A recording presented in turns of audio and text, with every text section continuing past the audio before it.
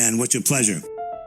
From the Thomaston Place Auction Galleries in Thomaston, Maine, I'm Elizabeth McLeod with Auction Waves. 1,175 once, 100,175 twice. We all good?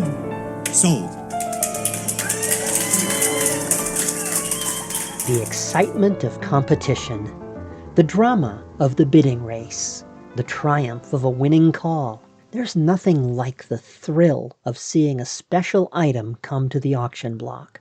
And for the seller, it's just as exciting as auctioneer Kaja Veilleux unlocks the monetary value of their items. But how do those items find their way to the auction platform? On this edition of Auction Waves, Kaja joins us to take an inside look at the vital process of auction consignment. But first, the latest auction news. Oh, to be in Thomaston, now that April's there. Maybe that isn't quite the way Robert Browning put it, but if you're a Thomaston Place Auction Galleries bidder, April is definitely the month to see us, with 2 exciting specialty auctions on our calendar. First on the agenda, April 17th brings you our Design and Decor auction, and it promises to be a day filled with discoveries, with hundreds of unique and unusual items to brighten your home, enhance your collection, and excite your collecting passion. Items featured in this sale come to us from several distinguished private collections, including many pieces from the estate of the noted dealer and collector Richard Plunkett, whose shop in Alna, Maine, the Wizard of Odds and Ends, was for many years a must-visit destination for enthusiasts of vintage art glass, fine porcelain, silver, and other interesting and unusual items of decor. The catalog for this exciting sale is now live at thomastonauction.com, and we'll welcome bidders for 3 days of in-person previews at our gallery, Tuesday, April 14th through Thursday, April 16th from 11 a.m. till 5. And we look forward to seeing you. Also coming in April, Friday, April 24th brings our spring jewelry auction. Always an important highlight of our calendar, this auction brings you a choice collection of antique, vintage, and estate jewelry, ranging from unique pieces epitomizing Victorian and Edwardian style to creations by noted contemporary designers, all gathered for your appreciation and your bidding attention. We'll also feature an interesting selection of fine watches, both vintage and contemporary, and an array of pieces ideal for Mother's Day gift giving. And with gold and silver prices continuing to soar, the spring jewelry auction also offers ample opportunities for investment. In-person previews take place at the gallery Tuesday, April 21st through Thursday, April 23rd from 11 a.m. till 5, and you'll find the catalog at thomastonauction.com. Finally, April 17th marks an important date on our consignment calendar, with the window closing to consign your items for sale in our annual Summer Splendor auction, coming June 26th through June 28th. And if you have fine art, antiques, jewelry, unique collectibles, or other significant pieces to sell, learn how your items may be a part of Summer Splendor by visiting the consignment page at thomastonauction.com. And if you'd like to know how the consignment process works, well, stay tuned. This is Auction Waves, and I'm Elizabeth McLeod. Every journey begins with finding your car keys, and every auction begins with finding the items to sell. For half a century, Thomaston Place Auction Galleries founder Kaja Veilleux has been on the road in search of just the right items for our bidders. How that process works involves a partnership between the seller and the auction house. And today Kaja joins us to explore just how that consignment process works. So Kaja, I guess the first question is, well, there's so many options today for selling valuable and collectible objects. Why choose consignment with an auction house? And more to the point, why choose this auction house? Well, I've been doing this business for 56 years. I've been in the auction business for 40-something years.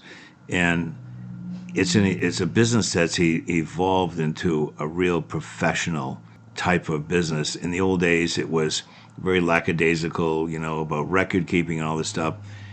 Our company is about preservation, and we encourage people to have their stuff valued and not necessarily sold through us, but if they want to sell through us, we're more than happy to accommodate them. However, the auction process, you put the things out to the world, and the world decides that moment, that day, of what something's really worth, if it's well advertised. And the reason people use our company is because we spare no expense in advertising, marketing, photographing, and promotion of the goods.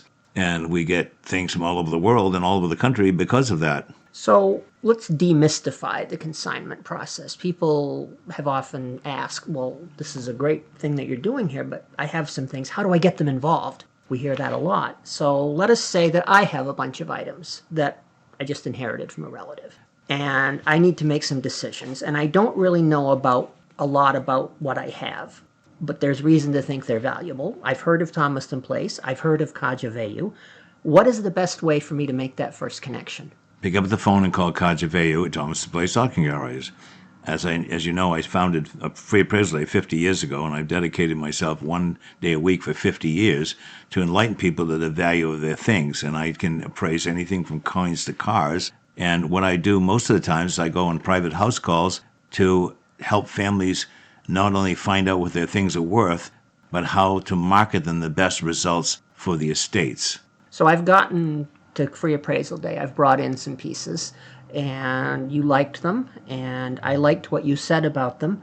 What's the next step? Do you make arrangements to make a home visit to look at the rest of the collection at that point, or do you make an offer at that point? What happens after the appraisal? Well, first off, you have to figure out what the client really wants. If they have a big collection and they brought in a sample, then I make a house call to look at the rest of their collection and assess the value of the goods they have and which direction they should go with them. If they have a single item and it's on free appraisal day and they like what I said, then we would have them sign a contract and write up a receipt for the objects and put them in the next available sale.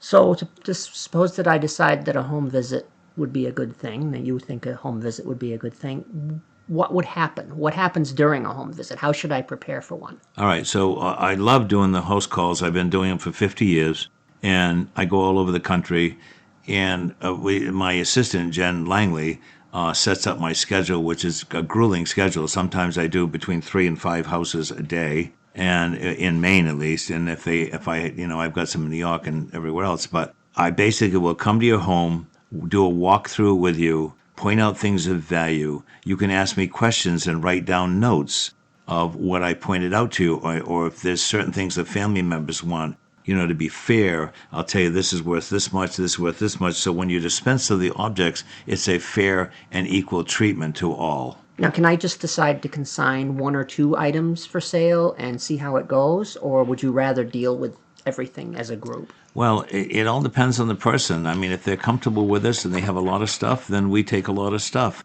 As long as it's valuable, we'll handle it. If they want to do one thing, I always tell people, listen, these things belong to you. You tell me what you want to do. I'll give you as much advice, free advice, and information as I can, but you're the final decision maker. So what does the contract cover?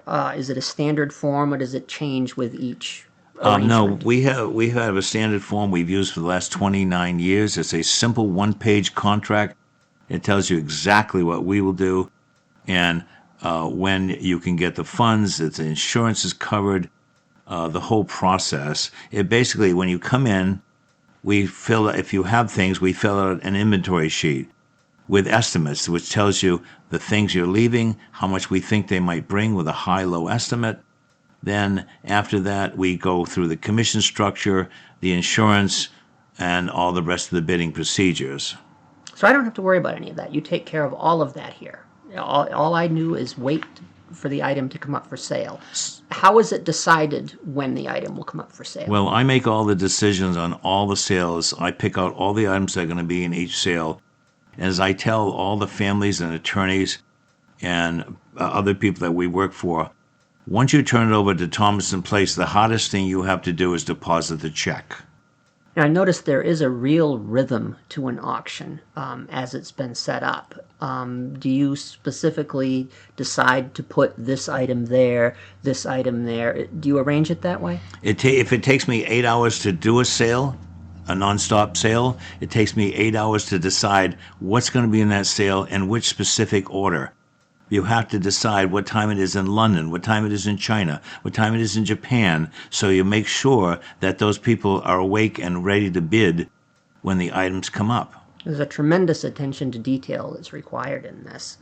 How does the actual transfer of the items take place? Do I bring them here? Do you send a crew to pick them up? How does that work? Well, depending on what it is. Some people have 2 items and they live, 400 miles away. Then they have to ship them to us or bring them in or whatever. Or we make arrangements to have them picked up. But if we do a house call and there's a lot of things and we do a contract with them, then we send our team of experts to pack and remove the items, bring them back to the auction house, and then they go to the cataloging division, and from the cataloging division to the photography division, then they go in temperature control storage. Now, the catalog division is one that really interests me personally because I've had a little bit of contact with it. But it would be interesting to explain to people just how that process works. We don't just write down, this is the item and this is what we expect it will bring. Talk a bit about the work that goes into cataloging. Oh, there's a tremendous amount of work, and it had to be very knowledgeable. People have to have a very good knowledge of the business, of the items that are in this business. They also have to know how to do extensive research. A lot of the things don't take a lot of research because they're very common. The rare things is where the money, time is spent to do extensive research to make sure the cataloging is correct so we can promote it to the right clientele. It's a very tedious process. How are the estimate prices determined? Most of the things that come through the auction house, I have gone to the houses or somebody's come in a free appraisal and I have established the estimates. They are basically estimates when we take them out of the house with a high-low estimate, so they're insured for the mid-range price. So if something's estimated at $6,000 to $8,000, the minute it goes out the door, it's insured for $7,000. When it comes back to the cataloging division, they do the research and find out if the estimate's too high or too low, and it's adjusted accordingly. So it's all based on the market and the realities of the items. And the rarity. And the rarity. And it's not an arbitrary decision at all. What's a reserve price? We hear about reserve prices. Now, how would it be decided whether there should be a reserve price? Again, I'm the only person that makes that decision. I establish the value. In our contracts, it says if anything over $1,500 can have a reserve, which means in our particular situation, it's half of the low. So if you have something that's worth $2,000 to $3,000, it can be reserved for $1,000. We do that without any cost. A lot of companies charge 10% of whatever it doesn't sell for. You have to pay them for selling it or not selling it, actually. Now, how are people going to know about my items? We spend a fortune advertising our major sales. They're advertised all over the United States and all over the world. We have huge outreach. We advertise in the London trade papers, the Newtown Bee, Antiques Digest, all the shiny art and antiques magazines, and of course we have a huge online presence around the world. Now we even advertise in China. And we even have a podcast. And we even have a podcast with Liz, yes. We're just, it seems like we're just about any form of media you can name that we have a toe in it. And I think and you can watch our sales live on the internet. That's another thing, and that's something that I think is really important to point out because we really do have a global reach. Oh, we have a huge reach. We have, we'll have anyways from 5 to 20,000 bidders from 30, 40 countries at a time sometimes. And in our next edition of Auction Waves, we'll continue our conversation with Kaja Veilleux as we explore the post-auction phase of the consignment process. And don't forget, Kaja is waiting to see your treasures on Free Appraisal Day, most Tuesdays from 10 a.m. till noon and 1:30 till 4 at our gallery. One last reminder, our design and decor and spring jewelry auctions are just ahead. View the complete catalogs at thomastonauction.com. The program is produced, written, and edited for you by yours truly, Elizabeth McLeod, who wishes you smooth sailing and happy bidding for Auction Waves. Auction Waves is an exclusive presentation of Thomaston Place Auction Galleries in Thomaston, Maine.